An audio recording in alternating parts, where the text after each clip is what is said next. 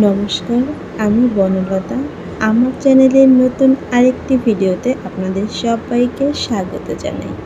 আজকের দিনটা শনিবার আর এখন বাজে সকাল 9:30টার মতো। তো ভালোই বৃষ্টি হচ্ছে, বাইরে রাস্তাঘাট সমস্তটাই ভিজে। আর একটু আগে বের হতে চেয়েছিলাম, বৃষ্টির কারণে লেট করে বের হলাম। তো যাব হচ্ছে বাজার করতে। আজকে অনেক বেশি বাজার করব। তো শুধু বাজার নয়, কিছু প্রয়োজনীয় জিনিসও কিনবো।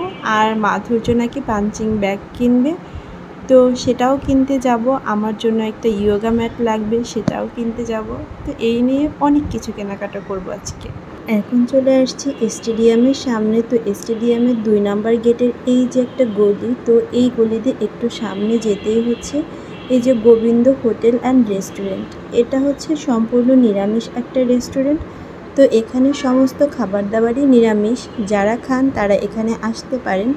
তো আমার শ্বশুর শাশুড়ি আসবেন, ওনারা নিরামিষ খান, তাই ওনাদের জন্য বিস্কিট, সাবুদানা আর কি, তারপরে হচ্ছে কেক, এখানে আর কি যা যা পাওয়া যায় সেগুলো এখান থেকে নিলাম। আর আমার আর মাধুর্যের জন্য দুটো মালা নিয়েছি, তুলসী মালা। দেন তারপরে আমরা চলে আসলাম 2 নাম্বার স্টেডিয়ামের একদম রাস্তার অপোজিট সাইডে। তো এখানে হচ্ছে আমি এখান থেকে একটা ইয়োগা ম্যাট নিলাম আর মাধুর্যর পাঞ্চিং ব্যাগ। প্রত্যেকটা দোকানে খুঁজলাম। এই যে স্টেডিয়াম, তো ওপারে হচ্ছে স্টেডিয়াম, এই সাইড দিয়ে হচ্ছে দোকানগুলো। তো এখানে স্পোর্টসের সমস্ত জিনিসই মোটামুটি পাওয়া যায়। বাচ্চাদের পাঞ্চিং ব্যাগটা পেলাম না, তবে বড়দেরটা ছিল। আর এখন আমরা চলে আসছি মিরপুর 6 নাম্বার বাজারে, ভেতরটাতে একদম। তো এখানে কিছু প্রয়োজনীয় টুকটাক জিনিস আছে, সাথে কিছু মাসকাবাড়ির বাজার করব। আর হচ্ছে সবজি নিব, মাছ নিব, ডিম নিব। তো অনেক কিছুই নেব আজকে। তো এই যে দোকানটা থেকে আমরা সব সময় মাসকাবাড়ির বাজার নেব, প্রচুর বাজার নিয়েছি একসাথে, অনেক ধরনের মশলা, তারপরে যা যা ছিল আর কি, মাসকাবাড়ির সাবান থেকে শুরু করে মোটামুটি যা যা ছিল আর কি এখান থেকে হচ্ছে নিলাম। তো বড় একটা ব্যাগ হয়েছে। তারপরে হচ্ছে দেন আমরা বাজারের মধ্যে গেলাম। বৃষ্টি তো কাদা হয়ে গেছে একদম।